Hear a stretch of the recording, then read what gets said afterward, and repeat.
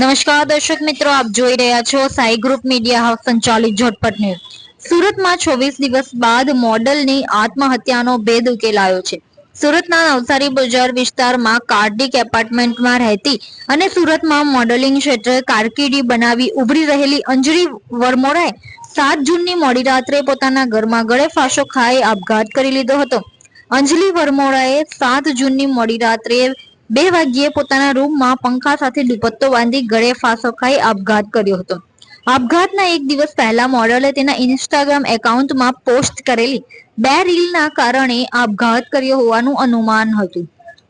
આ મામલે પ્રાથમિક તપાસમાં મોડલે માનસિક તણાવમાં આ પગલું ભર્યું હોવાનું અનુમાન લગાવવામાં આવી રહ્યું હતું. જો કે 26 દિવસ બાદ મોડલની આત્મહત્યાનો ભેદ ઉકેલાયો છે.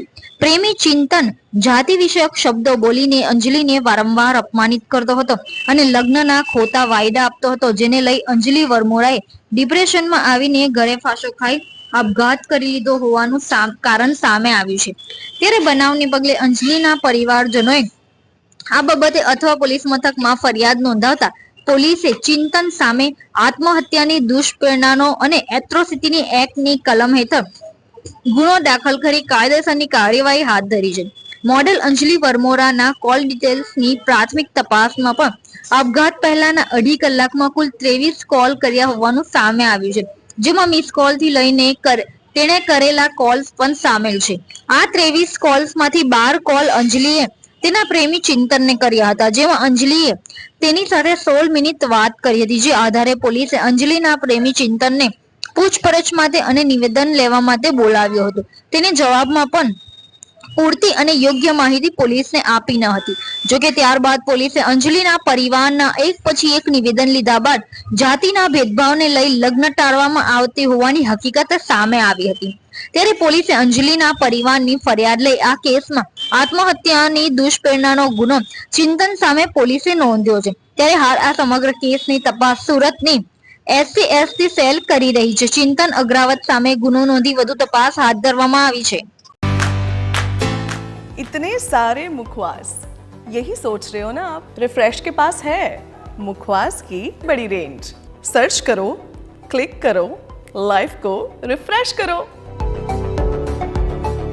બનાવ એવો છે કે ઝોન 4ના આઠવા પોલીસ સ્ટેશનમાં જૂન મહિનામાં એક એડી દાખલ કરી હતી, જેમાં અંજલિ વરમોરા કરીને જે મોડેલિંગનું કામ કરતી હતી તેણે સુસાઇડ કર્યું હતું. તે બાબતે પોલીસે ઝીણવટભરી તપાસ કરી અને તેને ચિંતન ધરમદાસ અગ્રવાલ કરીને એક ભાઈ સાથે પ્રેમ સંબંધ હતો અને લગ્ન કરવા માંગતી હતી.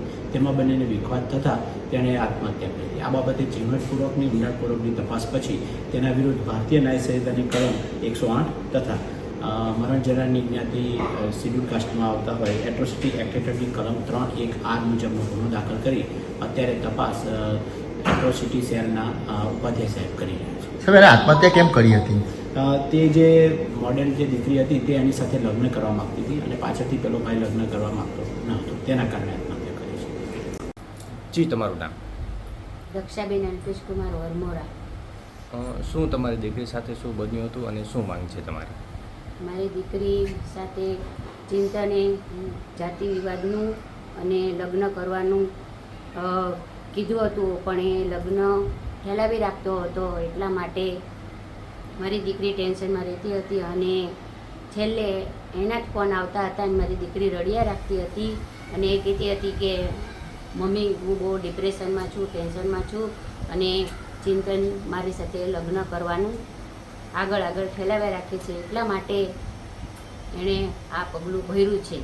ચિંતન જ છે જે કહેવાવાળો જે છે ને એને, એટલે મારી દીકરી આ પગલું ભર્યું છે. હવે મને તંત્ર અને પોલીસ પર અને એ લોકો પર મને ન્યાય જોઈએ અને એ લોકો પર મને વિશ્વાસ છે કે એ લોકો મને ન્યાય અપાવીને શ્રેષ્ઠ છે.